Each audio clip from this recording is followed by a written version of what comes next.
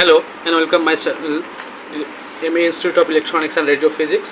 আজকে আমরা যে বিষয়টা নিয়ে আলোচনা করবো, আজকে আমাদের ফান্ডামেন্টাল অফ ইলেকট্রিক্যাল অ্যান্ড ইলেকট্রনিক্সের একটা ক্লাস চালু করছি নতুন করে। আমরা আজকে পড়বো ইউনিট 3 এসি কারেন্ট বা অল্টারনেটিং কারেন্ট। তো এই চ্যাপ্টারটা আজকে আমরা শুরু করবো। ইউনিট 2টা আমরা এর পরে কভার করবো, আগে ইউনিট 3টা কভার করি। সো যেগুলো মেন জায়গা যেগুলো থেকে বেশিরভাগ কোশ্চেন আসে, আমরা চেষ্টা করবো সেই ইউনিটগুলোকে আগে এখান থেকে কমপ্লিট করার, যাতে এক্সামের সময় আমাদের খুব একটা অসুবিধা না হয়। যদিও টাইম খুব একটা বেশি নাই, সেক্ষেত্রে আমরা কী করবো, চেষ্টা করবো যে এগুলোকে তাড়াতাড়ি রিকভার করার এবং বিষয়গুলোকে নিয়ে একটুখানি বোঝার চেষ্টা করার। সো আজকে আমরা যে বিষয়টা আলোচনা করবো সেটা হচ্ছে এসি কারেন্ট।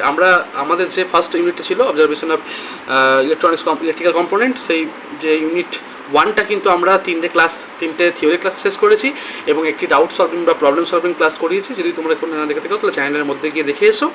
আজকে আমরা যেটা শুরু করবো সেটা হচ্ছে এসি কারেন্ট বা অল্টারনেটিং কারেন্ট।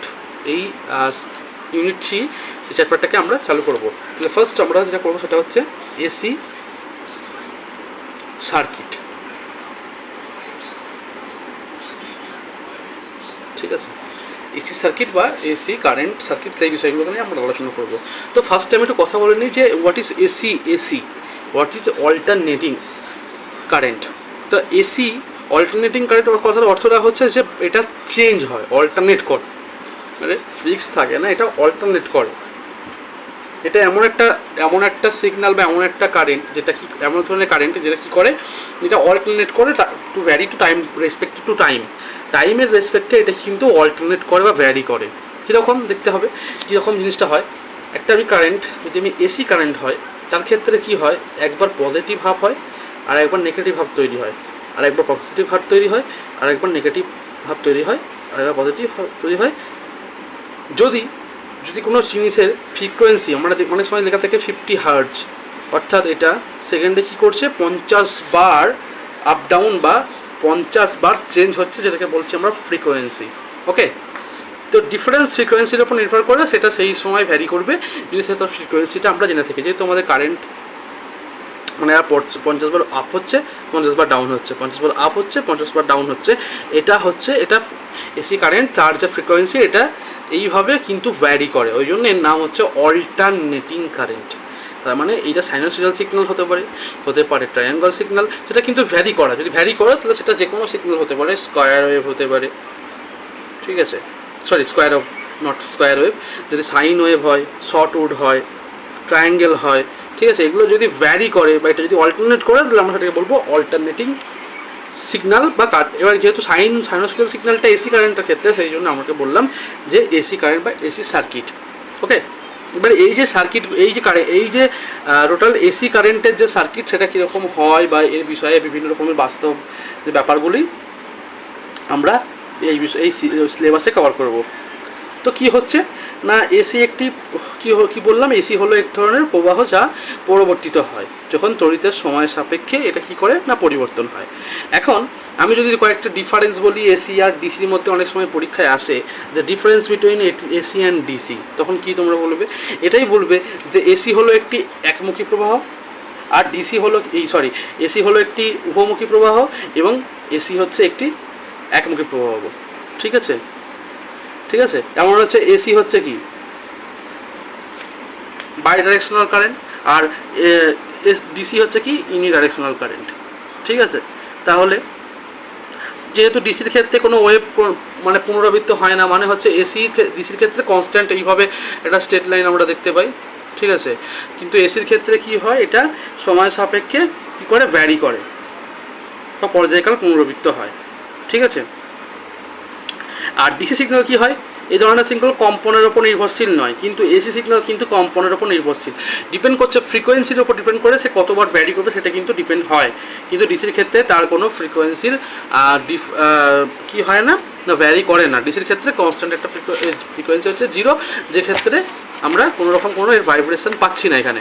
এরপরে আসে যে অ্যাঙ্গুলার ভেলোসিটি, খুব গুরুত্বপূর্ণ একটা ব্যাপার, কৌণিক গতিবেগ। বিষয়টা কি না, এটা হচ্ছে প্রতি সেকেন্ডে যতটা কৌণিক দূরত্ব অতিক্রম করে তাকেই আমরা কৌণিক গতিবেগ বলবো। ঠিক আছে, আমি যদি এখানে অ্যাঙ্গুলার ভেলোসিটি, এই পয়েন্ট এ যার নাম হচ্ছে অ্যাঙ্গুলার ভেলোসিটি,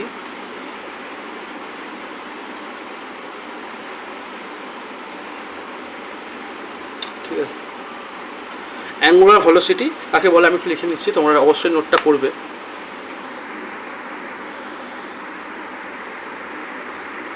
তাহলে আমি কি বললাম, the angular distance are cover by per second is defined as angular velocity, মানে সময়ের সাপেক্ষে যতটা কৌণিক দূরত্ব অতিক্রম করবে সেটাকে আমরা বলবো অ্যাঙ্গুলার ভেলোসিটি। ঠিক আছে, অ্যাঙ্গুলার ভেলোসিটি সম্ভবত লেখা হয় এই ধরনের, এইভাবে লেখা হয় omega equal to 2πf। Omega হচ্ছে না কৌণিক গতিবেগ, আর হচ্ছে পাই হচ্ছে একটা কনস্ট্যান্ট ভ্যালু, আর এফটা হচ্ছে ফ্রিকোয়েন্সি। ঠিক আছে, তাহলে F equals to omega by 2π। যদি আমি এখান থেকে এফ ফ্রিকোয়েন্সি জানতে হয় তাহলে আমাকে কী করতে হবে, কৌণিক গতিবেগ বাই 2π করলে আমরা কিন্তু ফ্রিকোয়েন্সিটা এখান থেকে মেজার করতে পারবো। এইবারে যেহেতু আমাদের কী হয়ে গেল, তাহলে অ্যাঙ্গুলার ভেলোসিটিটা বুঝতে পারলাম আমরা। ঠিক আছে, মানে যেটা যে কৌণিক গতিবেগ, যে কৌণিক গতিবেগটা কী হচ্ছে যখন চেঞ্জ হচ্ছে, মানে সময়ের সাপেক্ষে যে ততটা অতিক্রমটা করছে সেটাকে বলবো আমরা কৌণিক গতিবেগ। এবার আমরা চলে আসবো যে সাইকেলটা কি, দেখো সাইকেলটা বেসিক্যালি কিছুই না, সাইকেলটা হচ্ছে এই যে পুরো ধরলাম এইখান থেকে একটা নাম দিলাম, এখানে হচ্ছে পাই, ধরো 0 থেকে চালু হচ্ছে, এটা 0 থেকে কতটা গেল পাই থেকে এই যে গেল 2π। ঠিক আছে, এই যে 0 থেকে 2π পর্যন্ত যে ডিস্টেন্স, এটাকে বলা হয় সাইকেল, এটা বলা হয় হাফ সাইকেল, আর এখান পর্যন্ত বলা হচ্ছে ফুল সাইকেল। তাহলে একটা হাফকে একটা সাইকেল বলা হয়, আর একটা হাফকে একটা সাইকেল বলা হয়। তাহলে যে টাইমের সাপেক্ষে যে সাইকেল, যে সময় যে সাইকেলটা নিচ্ছে, বেসিক্যালি এটাকে আমরা বলবো সাইকেল, যখন কোনো পরবর্তী অপেক্ষা বিভব একটি সম্পূর্ণ ঘূর্ণন শেষ করে। ঠিক আছে, তাকে আমরা বলবো সাইকেল, যেটা হচ্ছে 360 ডিগ্রি। প্রায় এইখান থেকে এখান পর্যন্ত হচ্ছে কত, যখন 360 ডিগ্রি ফেজ আমরা যাচ্ছে তখন এটাকে বলবো আমরা সাইকেল। মানে 0 থেকে 2π পর্যন্ত যে পূর্ণ তরঙ্গটা নিচ্ছে সেটাকে আমরা বলবো একটি সাইকেল। তো সাইকেল কাকে বলে আমি এখানে একটু লিখে দিচ্ছি, ডেফিনেশনগুলো তোমরা অবশ্যই নোট। সো তাহলে সাইকেল কাকে বলে আমি এখানে বিষয়টা লিখে দিলাম, যেটা কি বললাম, যে when the voltage signal of an alternating quantity of makes one complete revolution on cycle, যেটা হতে পারে কত, এখানে ব্র্যাকেট লিখলাম 2π টু 360 ডিগ্রি। সো যখন এটা কমপ্লিট করো তখন আমরা বলবো একটা পূর্ণ সাইকেল। আর যদি ওর হাফ করে তাহলে আমরা 180 ডিগ্রি, তাহলে আমরা বলবো সেটাকে কী বলবো না, অর্ধ সাইকেল। ঠিক আছে, আচ্ছা এরপরে আমরা যেটা পড়বো সেটা হচ্ছে কি, সেটা হচ্ছে ফ্রিকোয়েন্সি। একটু আগে যেটা বললাম, যে ফ্রিকোয়েন্সি ইকুয়ালস টু 1/t। ঠিক আছে, ফ্রিকোয়েন্সি ইকুয়াল টু 1/t। ঠিক আছে, মানে ফ্রিকোয়েন্সিটা হচ্ছে যে 1/t, মানে কোন সময় কতটা ফ্রিকোয়েন্সিটাকে কী হচ্ছে না কমপ্লিট হচ্ছে, কেবল আমরা ফ্রিকোয়েন্সি। যেমন হচ্ছে কি বলতে পারি, প্রতি সেকেন্ডে অর্থাৎ চক্র ঘুরছে, মানে এই যে জিনিসটা, এটা সেকেন্ডে কতবার আপ ডাউন করছে, এইটাকেই বেসিক্যালি আমরা বলবো তার ফ্রিকোয়েন্সি। তাহলে কোনটা ফ্রিকোয়েন্সি বলবো, এই যে ওয়েভটা, যেটা আপ অ্যান্ড ডাউন, পজিটিভ আর নেগেটিভ যেটা হচ্ছে, এটা পজিটিভ আর নেগেটিভ সাইকেল যখন সেকেন্ডে কতবার ঘুরছে, যেহেতু যেমন হচ্ছে এখানে 50 বার আপ ডাউন হচ্ছে। ঠিক আছে, তাহলে এটাকে বলবো তার ফ্রিকোয়েন্সি, তাহলে কত, 50 হার্জ। ঠিক আছে, তেমনি এই যে ফ্রিকোয়েন্সিটা কতবার সেকেন্ডে আপ ডাউন করছে তাকেই বলা হচ্ছে তার ফ্রিকোয়েন্সি। ঠিক আছে, তাহলে ফ্রিকোয়েন্সি কাকে বলবে তার ডেফিনেশনটা একটু বলে দিচ্ছি। তাহলে ফ্রিকোয়েন্সিটা আমি কি বললাম, এখানে বলছে the number of cycle complete in 1 second and alternating quantity is known as frequency. আমি যেটা বললাম যে নাম্বার অফ টাইম, মানে টাইম, সময় সেকেন্ডে বা মিনিটে বা ঘন্টায় কতবার হচ্ছে এই যে এটা সাইকেলটা আপ ডাউন করছে, তাকেই বলা হচ্ছে আমরা ফ্রিকোয়েন্সি। আমি আরেকবার এখানে একটু ক্লিয়ার করে বলি, ধরলাম একটা সিগন্যাল এইভাবে কী করছে না ওপর নিচে হচ্ছে। ঠিক আছে, তো এই যে ঘটনাটা এখানে ধরলাম ওটা ওমেগা টি, আর এটা হচ্ছে ধরলাম ই। ঠিক আছে, এখন 0 থেকে এইটা হচ্ছে এই যে হাফ সাইকেল, এটা টি বললাম, তাহলে আমি বলতে পারি 1/f, মানে 1/f টাইম ফ্রিকোয়েন্সিতে এটা কি করছে, ভাইব্রেট করে ওপর নিচে হচ্ছে। ঠিক আছে, আর এই যে টোটাল সাইকেলটাকে 2π রেডিয়ানেই বলতে পারি, টোটাল সাইকেলটাকে কী বলতে পারি, টোটাল এইখান থেকে পর্যন্ত 2π রেডিয়ান। আর এই যে পুরো এইখান থেকে 0 থেকে আমি ধরলাম এটা 2π, এই টোটাল সেগমেন্টটাকে আমি বলছি কি সাইকেল। সেটা কি ফুল সাইকেল। টোটাল স্টেটমেন্টটাকে আমি কি বলছি, ফুল সাইকেল। তাহলে সাইকেল যদি জিজ্ঞেস করে হোয়াট ইজ সাইকেল, তখন হোয়াট ইজ ফ্রিকোয়েন্সি, তখন তুমি কি ফ্রিকোয়েন্সি, তখন তুমি কি বলবে, the number of cycles complete on a second বা by an alternative quantities as known as frequency. মানে একক সময়ে যে পরিমাণ কি করছে, চক্র কমপ্লিট করছে তাকেই আমরা বলবো, বা সম্পূর্ণ করছে তাকেই আমরা বলবো ফ্রিকোয়েন্সি। তাহলে আশা করছি ফ্রিকোয়েন্সিটা আমাদের ক্লিয়ার হয়ে গেল। এখন এই যে F equal to 1/t, what is F, what is T, এটা কি, এগুলো কি? তো আমি বললাম যে এফ ইকুয়াল টু, আমরা কি বলবো এখানে, এফ ইকুয়াল টু আমাদের কি হচ্ছে, এফ হচ্ছে ফ্রিকোয়েন্সি,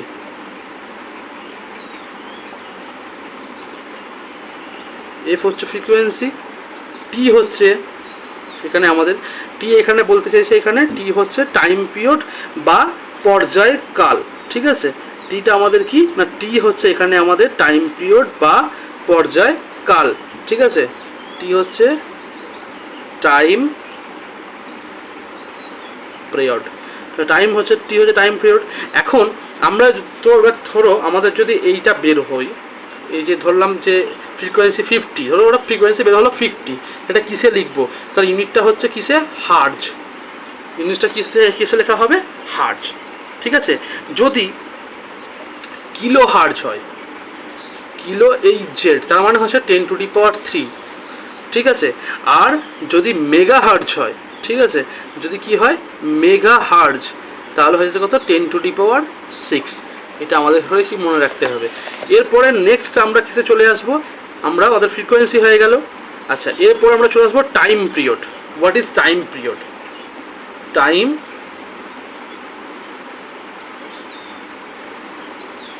পিরিয়ডটা কি, মানে পর্যায়কাল, মানে একটি চক্র সম্পূর্ণ হওয়ার জন্য যে সময়টা নিচ্ছে, ঠিক আছে, তাকেই বলবো আমরা পর্যায়কাল। যেখানে আমি বলবো টি ইকুয়াল টু 1/f। ঠিক আছে, মানে একটা চক্র সম্পন্ন হতে যে সময়টা নিচ্ছে এখানে, সেই টাইমটাকে, সেটাকে বলবো আমরা, সেটা টাইম পিরিয়ড বেসিক্যালি, মানে একটা চক্র সম্পূর্ণ হতে যে সময়টা নিচ্ছে। তাহলে আমি এখানে একটুখানি ডেফিনেশনটা লিখে দিচ্ছি। তো ডেফিনেশনটা আমি কী লিখলাম, এখানে লিখলাম it is the defined as the time required to complete one cycle by at alternative quantity. মানে একটি কি বলবো, এখানে হচ্ছে একটি সম্পূর্ণ সাইকেল পরিবর্তন করতে যে পরিমাণ সময় নিচ্ছে। আমি যদি আরেকবার এখানে গ্রাফিক্যাল বিষয়টা বুঝতে চাই, ধরলাম এটা একটা সাইন ওয়েভ সিগন্যাল, ঠিক আছে, একটা সাইন ওয়েভ সিগন্যাল, এখান থেকে একটা পিক, আর এখান থেকে এই যে টোটাল এইখান পর্যন্ত এই যে ডিস্টেন্স বা এই যে টাইম, এই যে পিকটা, এইটা নিতে, ঠিক আছে, একটা সাইকেল সম্পূর্ণ করতে, মানে এইখান থেকে নিয়ে আর এটা এখান পর্যন্ত পিক পর্যন্ত নিয়ে এই টোটাল যে ব্যাপারটা, ব্যবধানটা, এটা কমপ্লিট করতে যে সময়টা নিচ্ছে সেটাকেই আমরা বলবো টাইম পিরিয়ড। যেখানে টিটা কি হচ্ছে 1/f, মানে টোটাল টাইমটা ইনভার্সলি প্রপোর্শনাল কার সঙ্গে, এফ এর সঙ্গে। ফ্রিকোয়েন্সির ওপর নির্ভর করে টাইম যদি ফ্রিকোয়েন্সি যদি বাড়ে, টাইমটা কি হচ্ছে এখানে আমাদের ভ্যারি করছে, মানে ফ্রিকোয়েন্সিটা ডিপেন্ড করছে টাইমের ওপরে, আর টাইমটা ডিপেন্ড করছে ফ্রিকোয়েন্সির ওপর। ঠিক আছে, তাহলে এখানে টাইম ডিভিশনটা আমরা বুঝতে পারলাম। এবার হচ্ছে আমাদের বিষয়টা, সেটা হচ্ছে amplitude. What is amplitude, amplitude বিষয়টা কি, অ্যামপ্লিটিউডটা হচ্ছে যে এই যে হাইট, ঠিক আছে, এই যে হাইটটা, সেটা কি হচ্ছে, এটা একটা পরিবর্তন প্রবাহ, যা সর্বোচ্চ মানকে বলা হয় অ্যামপ্লিটিউড। মানে এইটা কতটা, এটার ম্যাক্সিমাম কত, মানে এই যে সিগন্যালটা হয়তো এই পর্যন্ত এলো, হয়তো আমি আরেকটু বাড়ালাম বা আরও একটু বেশি কারেন্ট এখানে ফ্লো করছি, বা বেশি এখানে কারেন্ট ফ্লো করছি, ভোল্টেজ দিচ্ছি, সেক্ষেত্রে যদি আরেকটু বাড়ে, ঠিক আছে, তাহলে আগের থেকে যেটা বাড়লো সেটা হচ্ছে তার অ্যামপ্লিটিউড। অর্থাৎ যেটা আমি দিচ্ছি, মানে maximum measurable frequency, that is call amplitude.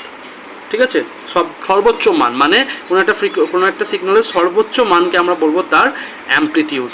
তাহলে ওটা বোঝা গেল।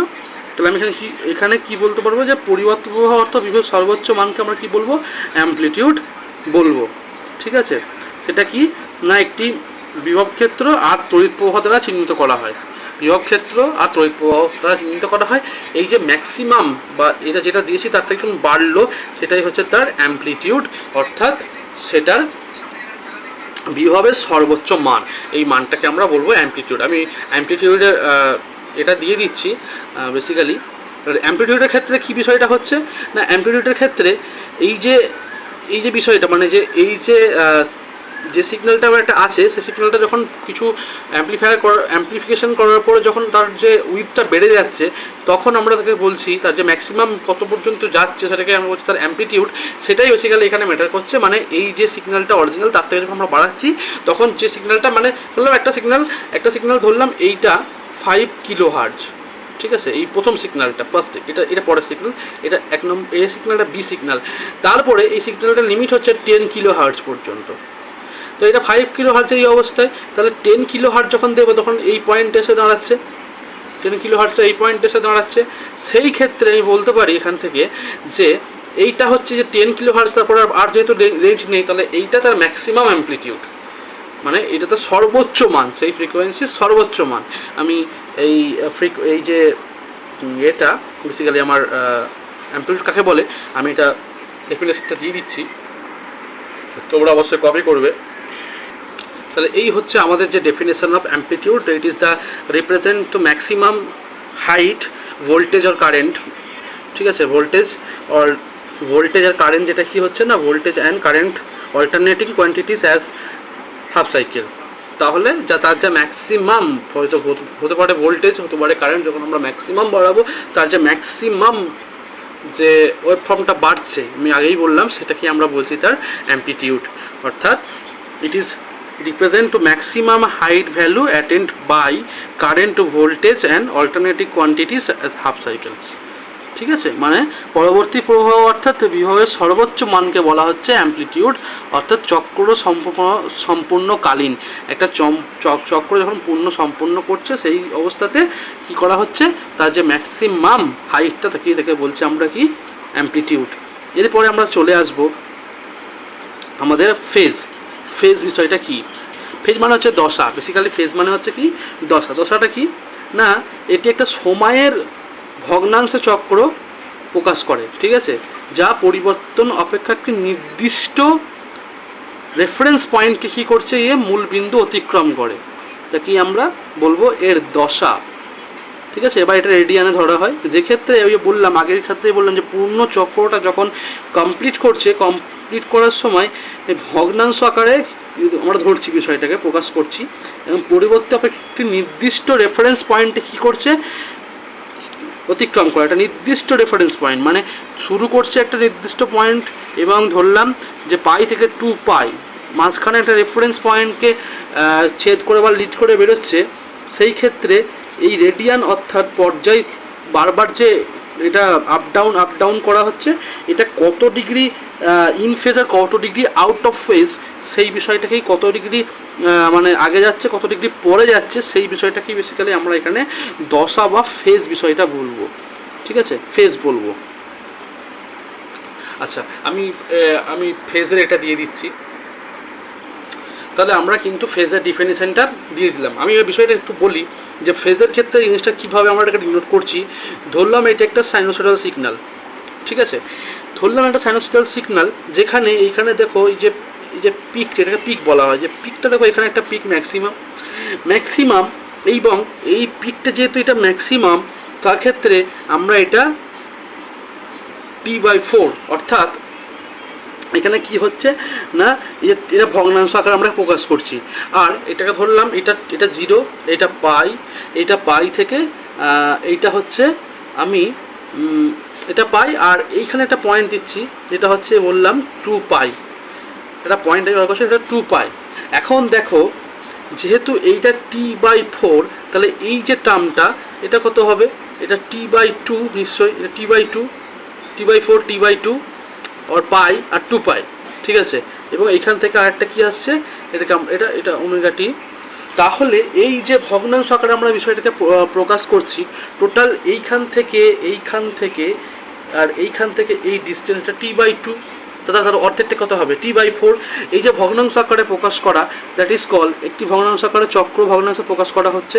এই পরিবর্তিত অপেক্ষায় নির্দিষ্ট মূলবিন্দু রেফারেন্স পয়েন্ট নিচ্ছে, রেডিয়ান অর্থাৎ টাইমে আমরা চেঞ্জ করছি বা সেটাকে আমরা কী করছি না ডিভাইডেড করছি বা ভগ্নাংশ আকারে নিচ্ছি, সেইটাকেই বলছি আমরা পার্টিকুলার একটা অর্ধেক অংশ, ভগ্নাংশ মানে কি অর্ধেক অংশ আমরা নিয়ে কাজ করছি, সেটা কি আমরা বলছি যে ফেজ বা দশা। এরপরে আসছে আমরা phase difference. What is phase difference? ফেজটা কি, মানে যে ফেজটা থাকবে ডিফারেন্স ক্ষেত্রে কী হবে, হয় সেই ফেজটার আগে থেকে চালু হবে, না হলে নতুন যে আরেকটা ফেজ আরেকটা সিগন্যাল হয় আগে থেকে চালু হবে, না পরে থেকে চালু হবে। এই যে মূল সিগন্যালের আগে বা পরে থেকে যেটা চালু হচ্ছে তার মধ্যে যে তাকে ডিভাইড, তাকে কী বলবো, ডিফারেন্স করলে যেটুকু জায়গা বা যেটুকু যেখান থেকে শুরু হচ্ছে দিক পয়েন্টটা বের হচ্ছে সেইটাকে আমরা বলবো ফেজ ডিফারেন্স। আমি বিষয়টা দেখছি, বলবো যে বিষয়টা আসলে কী, যে ফেজ ডিফারেন্স যে ঘটনাটা সেটা কী হচ্ছে আমি বলি। এই যে ফেজ ডিফারেন্সের বিষয়টা কি না, ফেজ ডিফারেন্সের বিষয়টা হচ্ছে এই একটা ধরলাম একটা সিগন্যাল, ওকে, একটা সিগন্যাল আছে, একটা সিগন্যাল আমি ধরলাম এইখান থেকে একটা সিগন্যাল চালু হয়েছে, ঠিক আছে, সাইন সিগন্যাল, এবং আরও একটা সিগন্যাল ঠিক একই এই পয়েন্ট থেকে চালু হয়ে এইভাবে গেছে, ঠিক আছে। এই যে দুটোর মধ্যে একটা ডিফারেন্স, এই দুটোর মধ্যে একটা যে ডিফারেন্স, এইখানে একটা সিগন্যাল এই যাচ্ছে এই যাচ্ছে, এই যে দুটো সিগন্যাল, একটা সিগন্যাল এটা প্রথম ইনিশিয়াল, এটা সিগন্যাল, একটা সিগন্যাল 1 S1 আর S2, এই যে দুটোর মধ্যে difference, that is call phase difference. মানে একটি কম্পনশীল বস্তু দুটি তরঙ্গের দুটি প্রারম্ভিক দশা, ঠিক আছে, কি অন্তিম বিন্দুর পার্থক্য দেখা যায়, তাকে কি বলা হচ্ছে, আমরা তাকে আমরা কি বলবো, ফেজ ডিফারেন্স। মানে দেখো এই একটা ধরলাম, এটা এ পয়েন্ট এটা শেষ হচ্ছে, এটা বি পয়েন্টে শেষ হচ্ছে, তার মানে এই যে সিগন্যালটা, এ সিগন্যালটা কি হচ্ছে একটা পয়েন্টে শেষ করছে, আর বি সিগন্যালটা একটা পয়েন্টে শেষ করছে। এই যে মাঝখানে যে ডিফারেন্স তাকেই আমরা বলছি কি phase difference. Obviously phase difference ব্যাপারটা এটাই যে একটা ইনিশিয়াল একটা সিগন্যাল, ফার্স্ট সিগন্যাল, দুটো সিগন্যালের মধ্যে যে প্রারম্ভিক দশা, কথায় বলতে গেলে দুটি তরঙ্গের প্রারম্ভিক দশা কি হচ্ছে, অন্তিম বিন্দু দুটি ভিন্ন, তাহলে তাকে আমরা কি বলবো, ফেজ ডিফারেন্স। তাহলে আমি ফেজ ডিফারেন্সের আমি এটা দিয়ে দিচ্ছি ডেফিনেশনটা, তাহলে তোমাদের বুঝতে সুবিধা হবে আরও। তো এটা আমাদের ডেফিনেশন অফ ফেজ ডিফারেন্স। তাহলে বিষয়টা ফেজ ডিফারেন্স বিষয়টা বোঝা গেল।